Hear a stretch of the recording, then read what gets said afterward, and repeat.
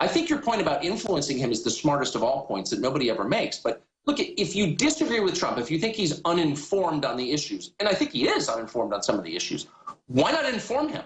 Why not suborn him? Rather than saying you're going to beat him in a street fight, which you're not, because you're a pudgy, soft-handed little intellectual dork from D.C. You're never going to beat Trump in a fight, of course, and they haven't. They spent $500 million trying to beat him, and they haven't. Why don't you try to win him over? Why don't you try to inform him? Why don't you try and transfer some of your ideas to him? Go down to Florida. Tucker, I hate to even say this because it's inside baseball and they'll run with it. I don't want to hurt Trump. Trump listens to what we say. They tell us, watch next week. I'm coming out against the Federal Reserve. Watch next week. And then I personally, talked to him some off air. And he literally is either the biggest manipulator ever or he's for real. He literally listens to what I and others say. It's amazing. Other people don't even think about trying to inform him. I mean, if you're not arrogant and you go up and actually talk to Trump, he will listen to you. Exactly. So why not go down to Florida and say, look, Mr. Trump, you're great. You've done a great job expanding the Republican Party. You think you're awesome. But here's the thing about trade that you should know. Whatever. I mean, or try to convince him, try to win him over.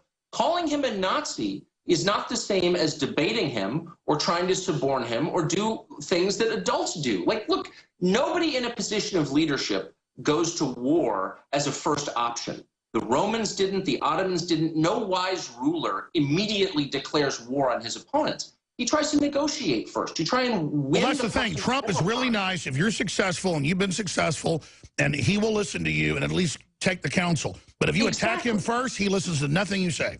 But everybody's like that. I'm like that. You're like that. Most people are like that. And most people operate that way, except the leaders of the Republican Party who were so stupid and so walled off in their tiny little world that they thought they could make this guy go away. And the reason they thought that was they didn't take him seriously and they didn't take his voters seriously. They don't care what their voters think. They think their voters are stupid. They're snake-handling evangelicals in the South. They're idiot, OxyContin-addicted, dumb people in Appalachia, and they're survivalists out West. And they can just shut up and vote for the nominee that the party gives them. And by the way, that's worked, but it has stopped working this cycle, and they refuse to acknowledge that. At some point, you have to engage your own voters. You have to listen to them. Maybe you moderate them. You try to bring them along, but you have to reach some accommodation. You can't just give them the finger and tell them you're going to impose something on them. That doesn't work in a democracy. And you'd think they would know that, but they didn't. And now they're going to be punished and destroyed for it. And by the way, even though I'm not fully on board with Trump, I have some concerns. I have zero sympathy for the people who run the Republican Party. Well, that's my issue. I have a lot of issues with Trump.